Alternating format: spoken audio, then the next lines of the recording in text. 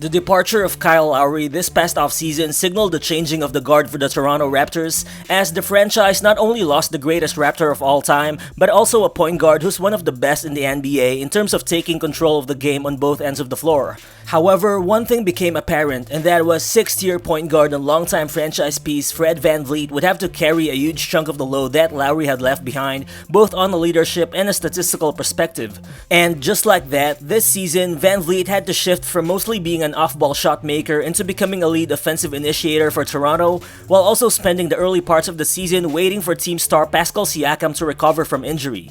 So just within that context, I think it's not hard to be impressed with what VanVleet has accomplished, considering that he's having his best statistical season so far, as after the first 32 games of the 2022 season, VanVleet is averaging 21.3 points, 4.9 rebounds, 6.7 assists while shooting 44% from the field, all of which are career high numbers. To top it off, he's also shooting a highly efficient 40.8% from the 3-point line, which is the second highest 3-point mark he's ever posted. But aside from the tremendous offensive numbers he's putting up, VanVleet also continues to be one of the most disruptive defenders in the entire league, as he's also currently averaging 1.6 steals per game, which is the 18th best mark in the league, as well as 3.8 deflections per game, which is the second best mark in the entire NBA. Further, the advanced statistics also back up how his play tremendously impacts the Raptors, as the plus 21.4 on and off court net rating difference that VanVleet's currently producing actually ranks second in the entire league, only behind Nikola Jokic's 24.1 rating.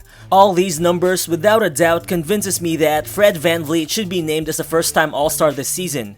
But does he really have a chance to make the All-Star team, and what is VanVleet actually doing on the court to belong in this conversation in the first place? That's what we'll talk about for the rest of this video. So what's good guys, it's Rero Balls here again, and as always, if you happen to enjoy these types of content, you can show your support for the channel by hitting that like button or by clicking that subscribe button. It only takes a second of your time, but it will be much appreciated. So let's get to it.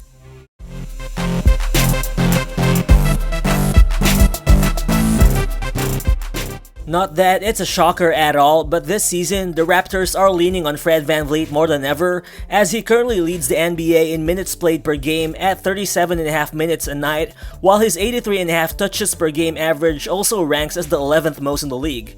It's worth noting though that VanVleet is still virtually taking the same number of shot attempts per game while also having the same usage rate as last season. However, the surprise in all of these actually comes with the fact that, despite having increased responsibility, VanVleet is actually scoring more efficiently than ever, as this season is averaging a career high 58.3 true shooting percentage, which also marks the first time ever in his career that is having an above league average true shooting mark. Well, VanVleet's efficiency can easily be attributed to him having another stellar 3-point shooting season. In fact, his current 40.8 3-point shooting percentage is the second best of his career and is even much better than his 36.6% mark from deep last year. Well, I think this is to be expected since VanVleet has always been a solid pull-up threat against drop coverages, while also being one of the best off-ball relocators in the league who can constantly move around the perimeter on the way to finding open spaces from behind the arc. But all in all, I think the real jump in VanVleet's game comes from his much improved finishing ability at the rim, which is highly supported by the numbers too, as currently, the guy is shooting a career best 47.6% on 2-point field goal attempts. Well, for sure, this isn't an elite 2-point shooting mark, but it's definitely a huge improvement from his 41.2 mark last season.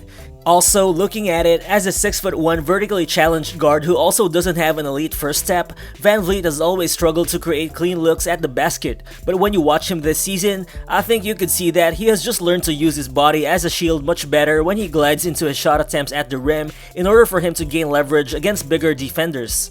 Just like in this clip, watch VanVleet use the Scottie Barnes screen to get past his man. Still, he's picked up by a much bigger Obi Toppin, but watch him glide his shoulder against Toppin to create just the right amount of space for him to make the acrobatic shot. Then again here, as VanVleet uses Siakam's screen, he quickly attacks with his left hand dribble, then he shields the ball with his body, transfers the ball to his right hand on the way to making another tough finish at the rim.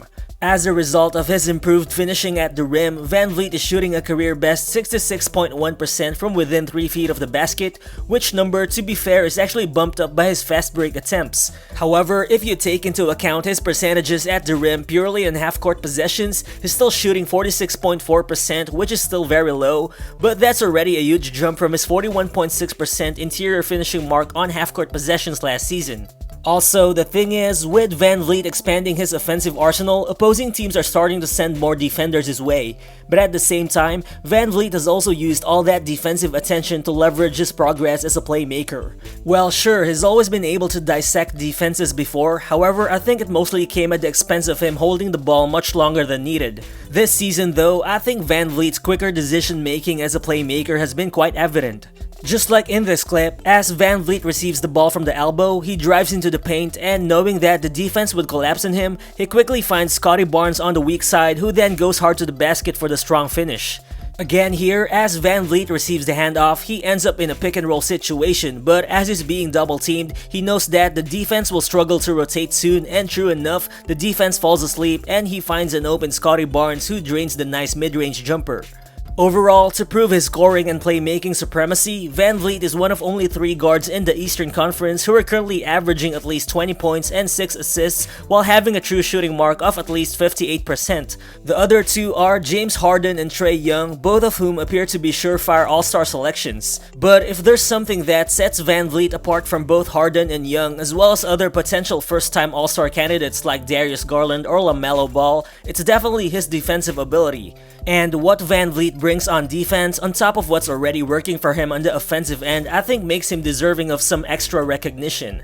Cause VanVleet remains one of the most menacing defensive guards from the point of attack in the entire league. This guy has always been solid in terms of navigating through screens while being able to stay in front of his man during possessions. He just never quits on plays and he always makes use of his disruptive hands to grab steals and deflections. Just like here, watch VanVleet defend Ja Morant. Even though the screen takes him out for a second, he doesn't quit on the play and he immediately trails Morant in the paint before he eventually forces the ball out of the guy's hands. And again here, watch VanVleet guard Jaylen Brown from behind the arc. You'd probably think Brown would be able to get past him using the screen available, but VanVleet just strips the ball away from him even before he's able to make a move. Further, VanVleet is also a great off-ball defender. He knows when to provide the extra help and also when to improvise on that end. Just like here, VanVleet guards Jrue Holiday, then you can see Holiday just using his size advantage as he gets away before dropping off the ball to his big man. But out of nowhere, VanVleet just recovers to the rim to block the big man's supposed easy finish. And in this transition play, Patty Mills gives the ball to KD, then you can see VanVleet standing his ground on the driving lane before using his quick hands to strip the ball away from Durant. Overall, aside from ranking 2nd in deflections per game and 18th in steals per game as I've mentioned earlier, VanVleet's defensive impact on the Raptors is also backed up by the advanced statistics, as Toronto's defense is allowing opponents to score almost 10 more points per 100 possessions when VanVleet is on the bench.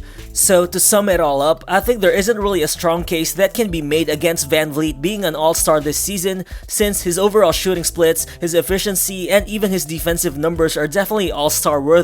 But the question is, can VanVleet realistically crack into the All-Star roster? Well, the All-Star backcourt pool in the Eastern Conference is definitely crowded, but outside of the obvious choices like DeRozan, James Harden, Trae Young, or Zach LaVine, I think VanVleet does have a few things working in his favor. First, he has already been included in All-Star considerations during the past 2 seasons, so this might give him an edge over other potential first-time All-Stars like Darius Garland and LaMelo Ball, who are also putting up similar numbers as him. Second, I think VanVleet also holds an advantage against other backcourt guys who had already been All-Stars in the past, but whose All-Star cases aren't as prolific this season, such as Kyle Lowry, Bradley Beal, or Jaylen Brown. Cause VanVleet is currently sporting a better PER and true shooting percentage than those 3 guys.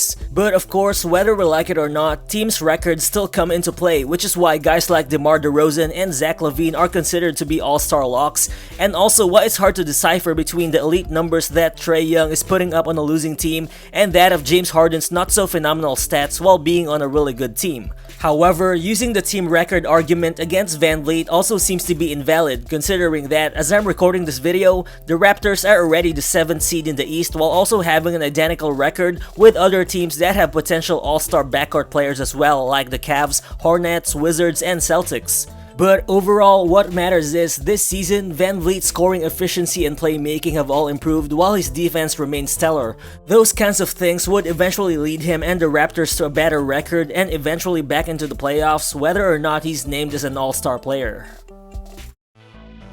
So do you guys think Fred VanVleet should be an All-Star this season? Feel free to share your thoughts in the comment section below, and again, if you're new to the channel, please consider subscribing as well.